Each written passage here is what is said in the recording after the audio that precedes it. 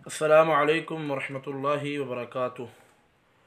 امید ہے کہ تمام دوست احباب خیریت عافیت کے ساتھ ہوں گے۔ حسب وعدہ آج کی اس نشست میں اس عنوان پر آپ سے ہم کلام ہوں کہ کیا جب تراویح ہو رہی ہیں تو کوئی شخص آ کر ان کے ساتھ مل کے یعنی امام تراویح کے پیچھے اپنی فرضی نماز یعنی عشاء کی نماز وہ پڑھ سکتا ہے یا نہیں پڑھ سکتا؟ جمہور اہل علم کا نظریہ تو یہی ہے کہ آدمی نماز جو ہے وہ پڑھ سکتا ہے۔ تو میں یعنی اس بحث کی طرف نہیں جاؤں گا کہ کن کن علماء کا یہ نظریہ ہے، یعنی اہل علم کے فتاویٰ، اور یہ نہیں نقل کروں گا، یہ بہت زیادہ ہے۔ ہمارے معاصر جتنے صاحب فتویٰ لوگ ہیں، جن میں شیخ ابن باز ہیں، شیخ عثیمین ہیں، شیخ صالح فوزان ہیں، شیخ طریفی ہیں، شیخ علوان ہیں، اور دیگر جتنے لوگ ہیں، وہ سارے کے سارے اس کے جواز کے قائل ہیں۔ میں اس بحث کی طرف نہیں جاؤں گا، میں یعنی کچھ دلائل کے ساتھ آپ سے اس مسئلہ پر گفتگو کروں گا انشاءاللہ۔ امام اور مقتدی کی مختلف 5 حالتیں بنتی ہیں۔ پہلی حالت کہ امام اور مقتدی ایک ہی نیت کے ساتھ نماز پڑھ رہے ہیں۔ مثلا فجر کی نماز ہو رہی ہے تو امام بھی فجر کی نماز پڑھا رہا ہے، فرضی نماز ہے، پیچھے جو پڑھنے والے ہیں وہ بھی فرضی نماز پڑھ رہے ہیں اور فجر کی ہی نماز جو ہے وہ پڑھ رہے ہیں۔ ایک حالت یہ بن جاتی ہے۔ امام و مقتدی کی مختلف 5 حالتیں بنتی ہیں، یہ تو بالاتفاق جائز ہے۔ دوسری حالت یہ بن جاتی ہے کہ امام اور مقتدی دونوں ہی فرضی نماز پڑھ رہے ہیں لیکن نیت مختلف ہے۔ مثلا عصر کی نماز امام صاحب پڑھا رہے ہیں اور پیچھے جو پڑھنے والا ہے وہ ظہر کی نماز پڑھ رہا ہے۔ اب پڑھانے والا بھی فرضی نماز پڑھ رہا ہے، پیچھے جو نماز پڑھنے والا ہے وہ بھی فرضی نماز پڑھ رہا ہے، لیکن دونوں کی نیت مختلف ہے نمازیں فرضی۔ اب امام کی نیت عصر کی ہے، مقتدی کی نیت جو ہے وہ ظہر کی ہے۔ ایک حالت یہ بن جاتی ہے۔ تیسری حالت یہ ہے، اب یہ جو دوسری حالت ہے جمہور اہل علم کے نزدیک یہ بھی جائز ہے، یعنی مقتدی کی نیت مختلف ہو امام سے تو ٹھیک ہے، آدمی پڑھ سکتا ہے۔ تیسری حالت کہ امام جو نماز پڑھا رہا ہے اس کی نفلی نماز ہے لیکن پیچھے جو مقتدی آ رہا ہے وہ آ کر فرضی نماز کی نیت سے پیچھے نماز ادا کرتا ہے۔ جمہور اہل علم کے نزدیک یہ صورت بھی جائز ہے، اور اس کی دلیل سیدنا معاذ رضی اللہ تعالی عنہ کی وہ مشہور حدیث ہے جو صحیح بخاری اور صحیح مسلم میں ہے کہ وہ رسول اللہ صلی اللہ علیہ وسلم کے پیچھے عشاء کی نماز پڑھ کر آتے اور آ کر نماز پڑھاتے۔ یہ جو ہے وہ تیسری صورت ہے۔ چوتھی صورت یہ ہے کہ نماز پڑھانے والا فرضی نماز پڑھا رہا ہے، پیچھے جو نماز پڑھنے والا ہے وہ نفلی نماز ادا کر رہا ہے، یعنی صلاۃ المفترض خلف المتنفل۔ تو جمہور علماء کے نزدیک یہ صورت بھی جائز ہے۔ یہ اس کی دلیل کیا ہے بھئی؟ یہ سنن ابی داود کی جو حدیث نمبر 574 آپ دیکھیں، دیگر کتب احادیث میں بھی یہ روایت ہے، سنن ترمذی میں ہے، ابن ماجہ میں ہے، مسند احمد میں ہے، سنن دارمی میں ہے، اور بھی کتب احادیث میں یہ روایت موجود ہے۔ ابو سعید خدری رضی اللہ تعالی عنہ فرماتے ہیں ان رسول اللہ صلی اللہ علیہ وسلم ابصر رجلا یصلی وحدہ، آپ صلی اللہ علیہ وسلم نے ایک شخص کو دیکھا جو اکیلے نماز پڑھ رہا ہے، تو آپ نے فرمایا الا رجل یتصدق علی ھذا فیصلی معہ، کیا کوئی آدمی نہیں جو اس پر صدقہ کرے اور اس کے ساتھ نماز ادا کرے؟ تو ایک شخص اٹھا اور اس نے اس کے ساتھ جو ہے وہ نماز ادا کی۔ اب یہ جو نماز پڑھانے والا ہے اس کی فرضی نماز ہے، جو اس پہ صدقہ کرنے والا ہے اس کی نفلی نماز ہے۔ تو یہ چوتھی صورت بن جاتی ہے، یعنی امام فرضی نماز پڑھ رہا ہے، پیچھے نماز پڑھنے والا نفلی نماز پڑھ رہا ہے، تو یعنی صلاۃ المتنفل خلف المفترض۔ تو یہ صورت بھی جمہور علماء کے نزدیک جائز ہے۔ یہ کل ملا کر کتنی صورتیں ہو گئیں؟ 4 صورتیں امام و مقتدی کی۔ 5ویں صورت یہ بڑی عجیب ایک صورت ہے۔ یہ صورت ہے کہ جو امام ہے اس نے جب نماز شروع کی ہے اس نے امامت کروانے کی نیت ہی نہیں کی۔ امام اس نے جب اپنی نماز شروع کی اس نے امامت کی نیت ہی نہیں کی، لیکن اثنائے نماز اس کو امام بنا دیا گیا، وہ امام بن گیا۔ امام بخاری رحمہ اللہ وہ صحیح بخاری میں باب قائم کرتے ہیں، باب اذا لم ینوی الامام ان یؤم۔ یہ صحیح بخاری کتاب الصلاۃ میں امام بخاری رحمہ اللہ نے یہ باب قائم کیا ہے، باب اذا لم ینوی الامام ان یؤم۔ باب ہے اس بیان میں کہ جب امام جو ہے وہ امامت کی نیت ہی نہ کرے۔ اس کے تحت امام بخاری رحمہ اللہ وہ سیدنا عبداللہ بن عباس رضی اللہ تعالی عنہما کی روایت لے کر آئے ہیں، جو وہ کہتے ہیں کہ میں نے اپنی خالہ میمونہ جو ہے ان کے گھر رات گزاری اور رسول اللہ صلی اللہ علیہ وسلم کے ساتھ نماز بھی ادا کی اور آپ صلی اللہ علیہ وسلم کی نماز کا مشاہدہ بھی کیا۔ تو یہ پانچویں صورت ہے کہ باب اذا لم ینوی الامام ان یؤم۔ تو یہ کل 5 صورتیں جو ہیں وہ بن جاتی ہیں۔ میں اختصار کے ساتھ پھر جو ہے وہ عرض کر دیتا ہوں یہ 5 صورتیں۔ پہلی صورت کہ امام اور مقتدی فرضی نماز ہے پڑھ رہے ہیں اور ایک ہی فرضی نماز ہے۔ دوسری صورت کہ امام اور مقتدی فرضی نماز پڑھ رہے ہیں لیکن دونوں کی فرضی نمازیں مختلف ہیں، پڑھانے والا عصر پڑھا رہا ہے، پیچھے پڑھنے والا ظہر کی نماز پڑھ رہا ہے۔ تیسری صورت یہ ہے کہ پڑھانے والا نفلی نماز پڑھا رہا ہے، پیچھے پڑھنے والا جو ہے وہ فرضی نماز پڑھ رہا ہے۔ یہ بھی طریقہ ٹھیک ہے جمہور اہل علم کے نزدیک، اس کے دلیل وہ معاذ بن جبل کی حدیث ہے۔ چوتھا طریقہ کہ نماز پڑھانے والا فرضی نماز پڑھا رہا ہے لیکن اس کے پیچھے پڑھنے والا نفلی نماز پڑھ رہا ہے، تو یہ طریقہ بھی جمہور اہل علم کے نزدیک صحیح ہے۔ پانچواں طریقہ کہ جو امام ہے اس نے جب اپنی نماز شروع کی اس نے امامت کی نیت ہی نہیں کی، لیکن اس نماز شروع کرنے کے بعد اس کو امام بنا دیا گیا۔ یہ کل 5 صورتیں بنتی ہیں امام اور مقتدی کی۔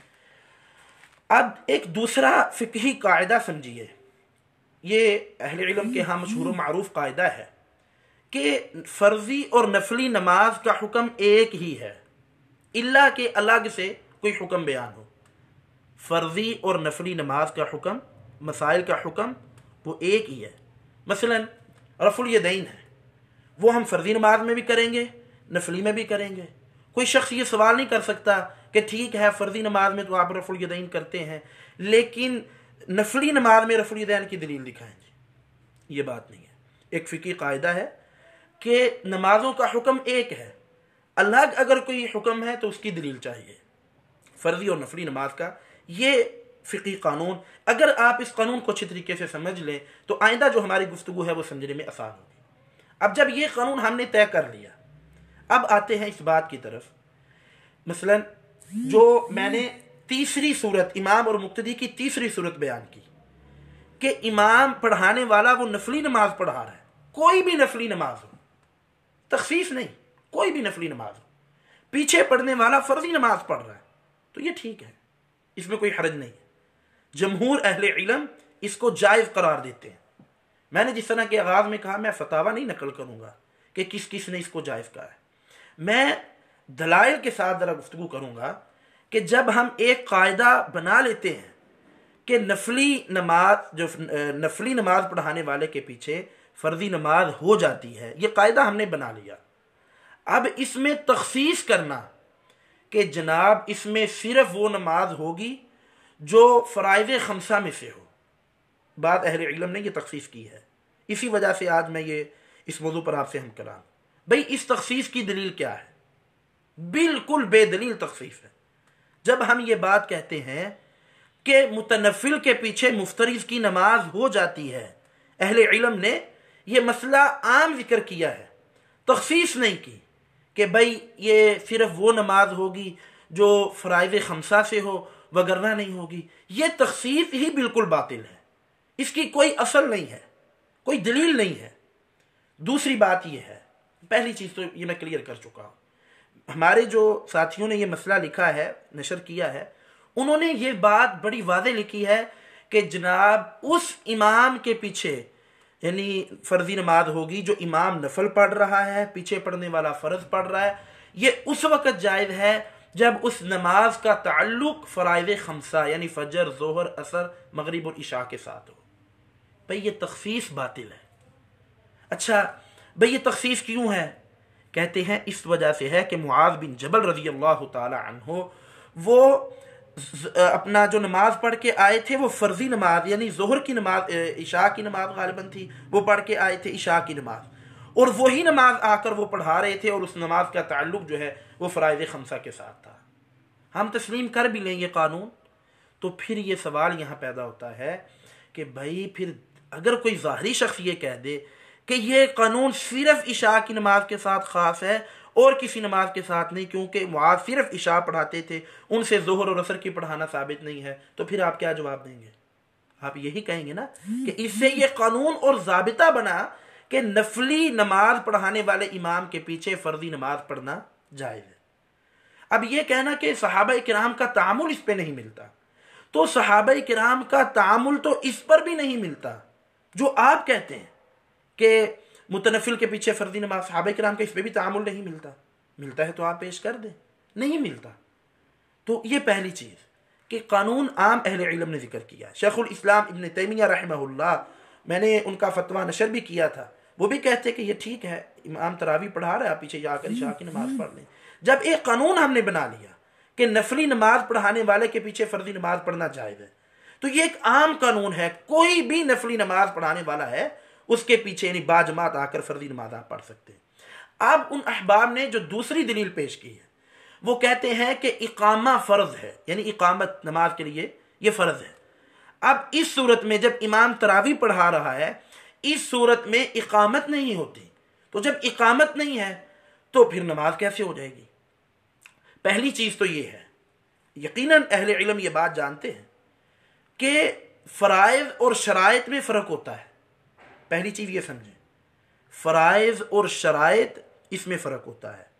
ہر فرض چیز کے رہ جانے سے نماز باطل نہیں ہوتی، ہر فرض چیز کے رہ جانے سے۔ دوسری چیز، ہمیں ایسی مثالیں ملتی ہیں کہ فرضی نماز ادا کی گئی ہے با جماعت لیکن تکبیر نہیں کہی گئی۔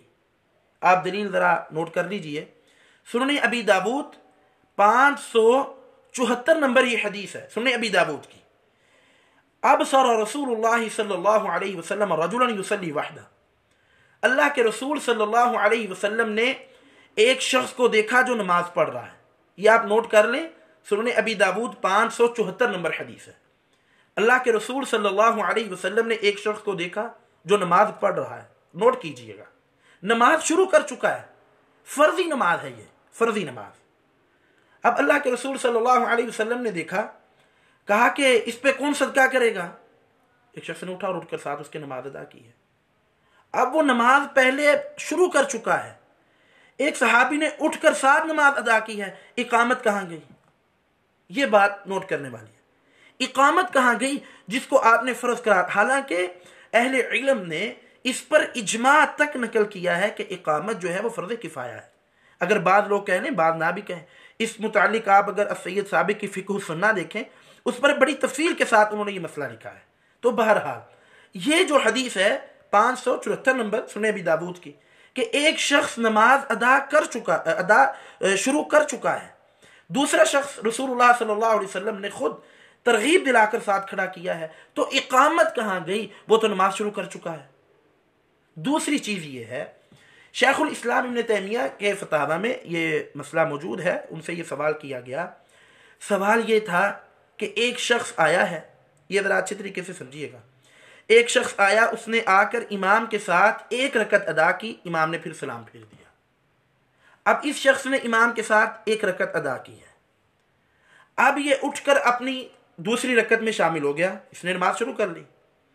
پیچھے سے ایک شخص آتا ہے، وہ آ کر اس کو امام بنا کر با جماعت نماز ادا کرتا ہے۔ کیا یہ صورت جائز ہے کہ جائز نہیں ہے؟ جمہور اہل علم کہتے ہیں یہ جائز ہے۔ شیخ الاسلام ابن تیمیہ رحمہ اللہ نے بھی لکھا ہے کہ یہ صورت جائز ہے کہ ایک شخص اس نے ایک رکعت ادا کر چکا ہے امام کے ساتھ، پھر امام نے سلام پھیر دیا، پیچھے سے ایک شخص آیا، اس نے اس کو امام بنا کر ساتھ کھڑے ہو کر نماز شروع کر دی۔ اب یہ شخص امام ہے، فرضی نماز پڑھا رہا ہے، پڑھنے والا بھی فرضی نماز پڑھ رہا ہے، اقامت نہیں ہے، اقامت نہیں کہیں، اقامت کی کوئی صورت بھی نہیں ہے، تو نماز ٹھیک ہے۔ شیخ الاسلام ابن تیمیہ رحمہ اللہ نے کہا ٹھیک ہے، اور اسی طرح شیخ محمد بن صالح العثیمین رحمہ اللہ، ان کے فتاوی میں بھی یہ مسئلہ موجود ہے، انہوں نے بھی فرمایا کہ یہ ٹھیک ہے۔ بلکہ آپ اگر دیکھیں امام ابن قدامہ کی جو کتاب المغنی ہے اس میں انہوں نے امام احمد بن حنبل رحمہ اللہ ان سے یہ مسئلہ نقل کیا، خاص تراویح کا، کہ اس کے پیچھے کہا اگر کوئی فرضی نماز پڑھ لے تو کہا اس میں کوئی حرج نہیں ہے۔ تو جمہور اہل علم کا جو یہ دو ہی چیزیں باتیں انہوں نے بطور دلیل ذکر کی تھیں، میں اس کا جواب ذکر کر چکا ہوں اپنے اس بیان میں۔ اور سب سے پہلے میں آپ احباب کو جو بھی میری گفتگو سنے آپ سے یہ عرض کرتا ہوں کہ اہل علم کا احترام، ادب، مقام و مرتبہ، اس کو ملحوظ خاطر رکھنا چاہیے۔ آپ اختلاف کر سکتے ہیں، جو میں نے چند باتیں عرض کی ہیں آپ ان باتوں سے بھی اختلاف کر سکتے ہیں، لیکن احسن انداز کے ساتھ۔ تو بھائی آپ نے ان بھائیوں نے پہلی جو دلیل ذکر کی کہ بھائی متنفل امام کے پیچھے فرضی نماز وہی پڑھی جا سکتی ہے جس کا تعلق فرائض خمسہ کے ساتھ ہو، تو یہ تخصیص باطل ہے۔ دوسری چیز ان لوگوں کا یہ کہنا کہ اقامت فرض ہے اور یہاں اقامت نہیں ہے، اس کا جواب بھی میں نے تفصیل کے ساتھ جو ہے وہ ذکر کر دیا ہے، اس امید کے ساتھ کہ انشاءاللہ اللہ سے دعا ہے اللہ تعالی ہمیں صحیح معنوں میں کتاب و سنت کو سمجھ کر اپنے سلف صالحین کے منہج کے مطابق، ان کے فہم کے مطابق اس پہ عمل کرنے کی توفیق عطا فرمائے۔ اگر اس متعلق کسی بھائی کو کوئی اشکال ہو، کوئی اعتراض ہو تو آپ نیچے لکھ دیں کمنٹس میں انشاءاللہ اپنا اس کو عرض کر دوں گا۔ تو میری بھی بات غلط ہو سکتی ہے، محتمل للخطا، میں اپنی بات کو اس نظریے کو درست سمجھتا ہوں، لیکن محتمل للخطا، ممکن ہے کہ یہ ہمارا یہ نظریہ غلط ہو، لیکن اس وقت جب ہم مد مقابل افراد کے پاس کوئی ایسی دلیل دیکھ لیں جو یہ ہمیں بات بتائے کہ ہمارا نظریہ یہ غلط ہے۔ اور آخر پہ ساتھی یہ بات بھی نوٹ کریں کہ جمہور اہل علم پہلے جو گزر چکے ہیں، امام نووی رحمہ اللہ نے المجموع میں واضح لکھا ہے کہ تراویح کے پیچھے عشاء کی نماز پڑھنا جائز ہے، شیخ الاسلام ابن تیمیہ نے بھی یہ مسئلہ لکھا ہے، اور بھی متقدمین میں بڑے لوگ ہیں جو پہلے گزر چکے ہیں۔ ہمارے معاصرین میں تو میں نے کہا کہ شیخ ابن باز، شیخ عثیمین اور شیخ صالح فوزان اور شیخ طریفی، شیخ علوان اور اسی طرح کئی ایک اہل علم وہ اس کو جائز قرار دیتے ہیں۔ اس بابرکت مہینے میں اپنے بھائی کو دعاؤں میں یاد رکھیے گا۔ اللہ تعالیٰ میرا اور آپ کا حامی و ناصر ہو۔ السلام علیکم ورحمۃ اللہ وبرکاتہ۔